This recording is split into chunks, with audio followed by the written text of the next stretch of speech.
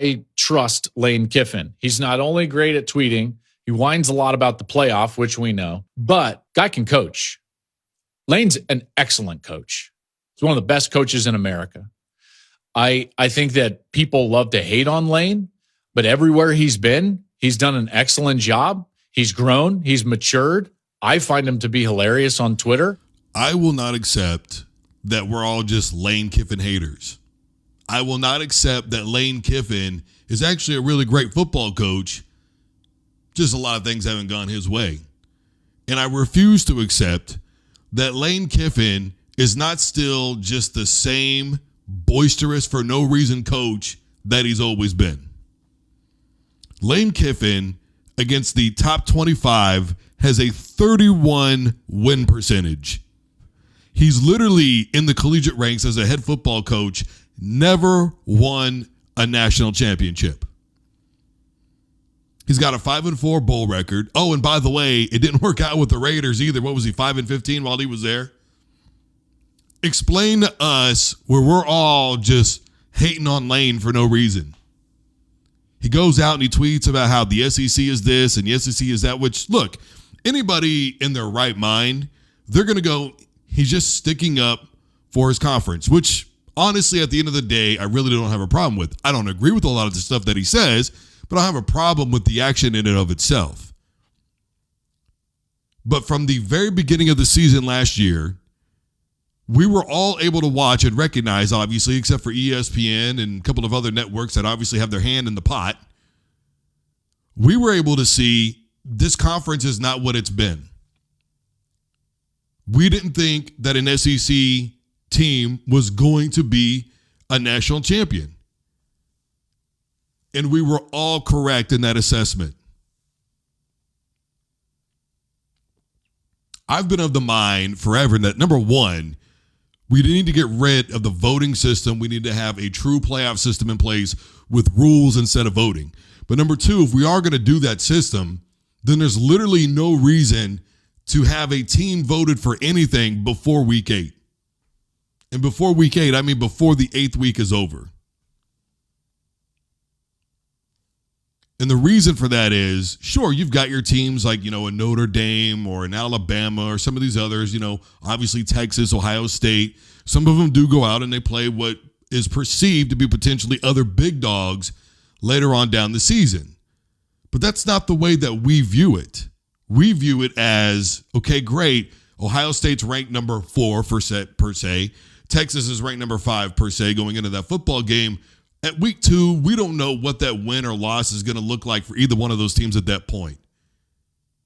Last year you had A&M get beat by Notre Dame. Notre Dame turned around and they lost to Northern Illinois. Texas A&M wasn't in the top 25 anymore, but by week 8 they were right back in the top 25, and they were pretty well ranked as a matter of fact. But how did they finish the season? Missed the CFP completely. Alabama got dogged by a very mediocre Michigan football team. Not mediocre. Let's call it middle of the road. I just, my thing, the point of what I'm saying here is we're not dogging the SEC just to dog the SEC. We don't have anything against a conference, particularly myself. I don't have anything against Lane. I don't have anything against the SEC. I think the best team should be in. I think the best team will eventually win. But I don't believe in brand recognition football either. And I don't believe that because you have a name that you should get your way. And people want to talk about nepotism with Bronny. My goodness, how much longer is Lane going to survive off of the name Kiffin? Especially with this resume. Overall, he's better than 60% in his career. Simultaneously, when it comes to the big games, his teams have fallen completely short of the mark. And when your teams are consistently falling short of the mark, to everybody else, you don't get to run out to Twitter and go, well, the SEC is just the best. No. Maybe some of the other teams are, but the ones that you coach, Lane, are in fact not. Pretty simple.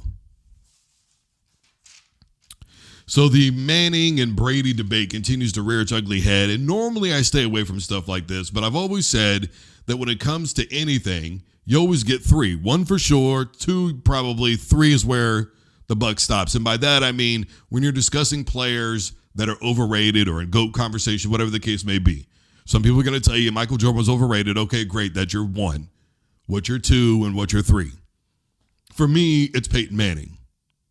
But to Omar over at ESPN over here, he thinks that Manning was better than Brady. In fact, listen to this. When you look at the regular season numbers, it's not even close. Manning won 5 MVPs, the most in NFL history. Brady only won 3 from 2007 to 2014. Experts at Pro Football Focus rating Manning's performances better than Brady almost every single year. Manning's teams were often offensive juggernauts, and he set some of the highest single-season records, including 5,477 passing yards and 55 touchdowns at 37 years old. The issue with Manning is he never really had great defenses. Brady's Patriots regularly ranked top 10 in defense. In his Super Bowl wins, the defense gave up just 22 points per game. But Manning, for most of his Colts years, his defense is ranked in the bottom half of the league, often costing him playoff games despite elite quarterback performances. But it wasn't just the stats, it was the difference in coaching. Brady had one of the greatest coaches of all time in Bill Belichick. Brady was the biggest beneficiary of his brilliance. Manning, on the other hand, had a carousel of coaches, none on Belichick's level. But Manning still found a way to carry teams no matter the roster or the coach. Manning's career playoff record doesn't look great, but he was.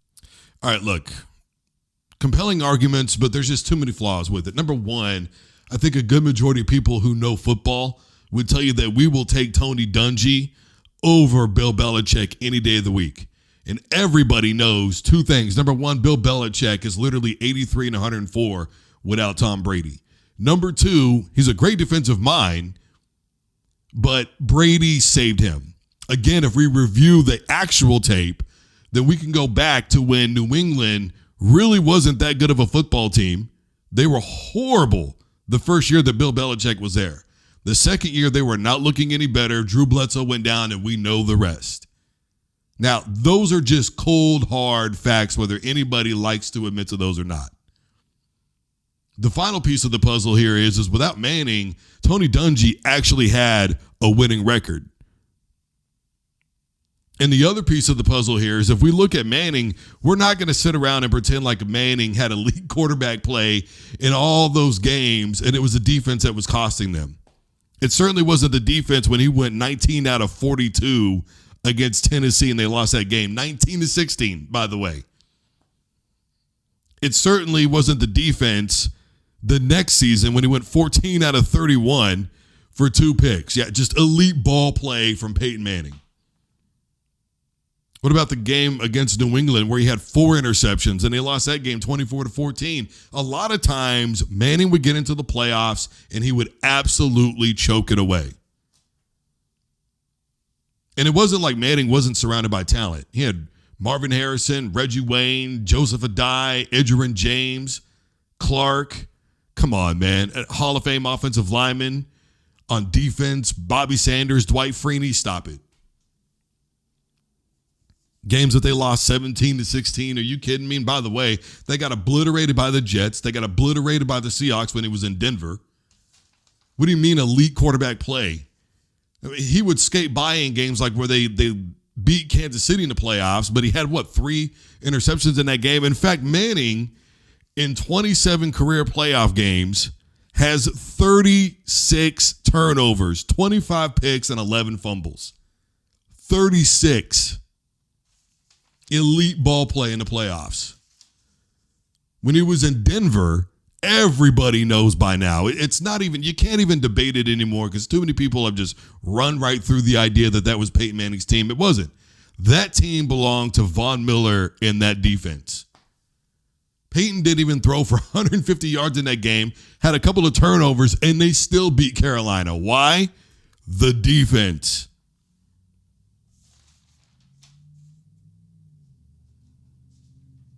I do not subscribe to the idea that because Manning has more individual accolades, that makes him a better quarterback than Tom Brady. Because Brady, his game plan was different from Peyton Manning. Peyton Manning's entire game plan was dink and dunk. We saw how well that worked against Seattle, didn't we? Well, he put up all those yards, bro. He got yards. What was it, a 90-something yard drive when they finally scored that didn't even matter? I mean, 90 of his yards were on that drive alone. And they were all up and down their own 40-yard line. And even then, would you rather have the yards or would you have the win? It's contradictory. No, it's not, because you're going to play well. You're not going to turn the football over. That's going to help you get the win. I mean, how many times can a defense play with their backs against the wall? How many interceptions can you throw in the red zone? Does anybody remember the game against New Orleans? Porter.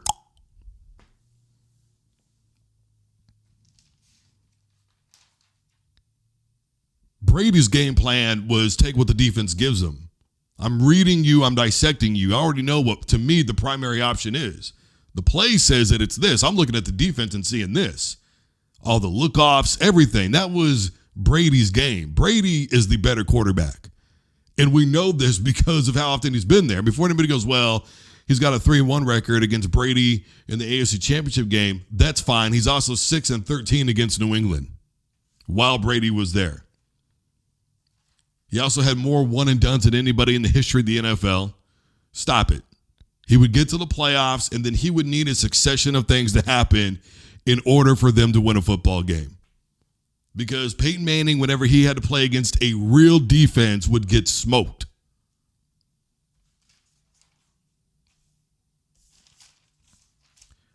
Finally here, and I'm not going to spend a lot of time with this because I've been talking about this ad nauseum for basically a couple of weeks now.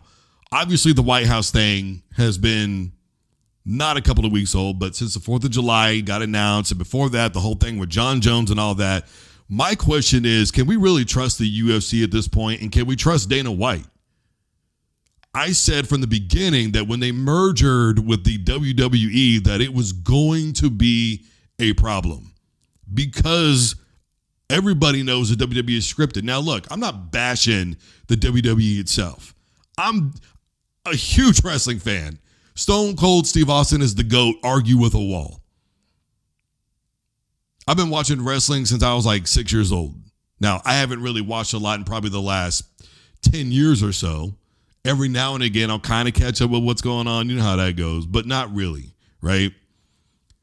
But regardless, man, from the time I was 6, probably to about the time I was at least 21 years old, I loved wrestling, man. So I don't have a problem with wrestling. I understand the entertainment value that it presents. What I'm talking about is the look. Don't forget the way that it looked to a lot of people when Vince McMahon first did the XFL. Don't forget the way that it looks to people because they already have a hard time with sports as it is right now, with everything that's going on with Jake Paul and all that situation over there. And then you got Dana White sitting over here. He told Jim Rome before Jones retired, hey, if we don't have the deal done in a couple of weeks, then we're going to move on. Okay. Jones retires. And then he goes, oh, we had the deal done back in November. But then Jones pops off and says, no, I told him back in November I was basically retired. But then he didn't bother to actually retire until much later on. Aspinall waited with an interim championship for 19 months, which, by the way, the UFC uses interim titles as a way to drive up pay-per-view buys and raise the money at their gate. And now all of a sudden it's, hey, you know, the dream matchup would be Aspinall versus Jones. And Jones announced after the White House thing, oh, I'm going back into the testing pool. What? Can we believe anything now? Can we believe their fighters? Can we believe their promoter? Can we believe their brand? That's the question that we have to start asking ourselves. And when we're at that place, that's when we're dangerous. And you were talking to a guy for his entire career has advocated, no. Sports is not rigged. It may be swayed with officiating. I'm not ridiculous to say that things can't happen. But as far as athletes go, especially in the modern age of the type of money that they make and how much more difficult it is to buy out a player, no, it's so rare nowadays. What I am saying to you is, when we have to question the brand itself, when we have to question what they're doing, what they're leading on, was this all just a ploy to get us to wait for a full year up to this big payday? Because as a wrestling fan, this feels a lot like somebody just won King of the Ring and they're going to get that big push and now they're going to meet somebody at WrestleMania. Or they just won the Royal Rumble and in a year they're going to be at WrestleMania. And it's the big payoff. That's what it feels like. And when you start maneuvering like that and treating everybody like, they're all pawns in your game of chess, well, then that's just not appropriate business. And I said that if Dana White wanted to regain control of the UFC and put a clamp down on some of the stuff that's going on with these fighters going, I'll just kind of do whatever I want, whenever I want, hold up weight divisions and everything else and force you into interim championships, then he needed to start putting regulations on when they're going to drop belts. Hey, you don't defend in X amount of time, you're done. You don't at least sign a contract to defend in X amount of time, you're done.